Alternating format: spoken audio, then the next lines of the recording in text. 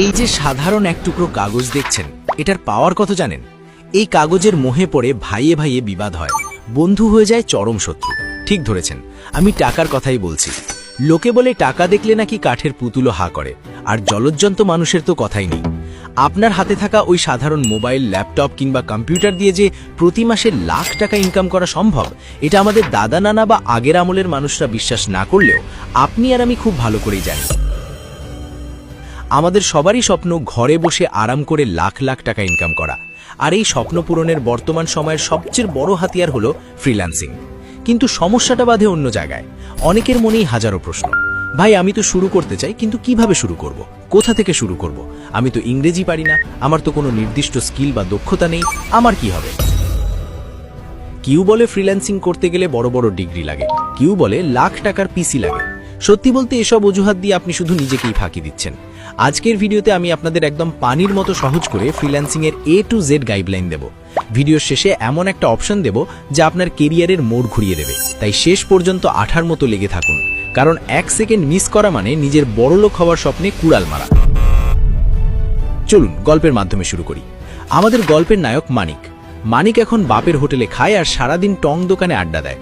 পকেটে টাকা নেই, কিন্তু ভাবভঙ্গি এমন যেন সে এলাকার ডন।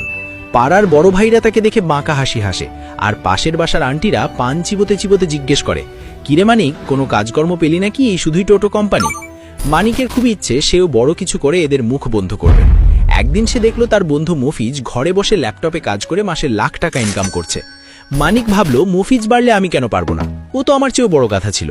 কিন্তু মানিকের প্রথম সমস্যা হলো সে কনফিউজড। আপনারাও কি মানিকের মতো একই সমস্যায় ভুগছেন? কমেন্টে একটু জানান তো দেখি, আপনাদের ফ্রিল্যান্সিং শুরু করতে গিয়ে সবচেয়ে বড় বাধা কি মনে হয়? ফ্রিল্যান্সিং মানে কি শুধু ল্যাপটপ খুলে বসে থাকা? একদমই না। এটা কোনো জাদুর কাঠি নয় যে ঘষা দিলেই টাকা বেরোবে। প্রথম ধাপ হলো আপনার একটা ধারালো অস্ত্র লাগবে, যেটাকে আমরা বলি স্কিল বা দক্ষতা।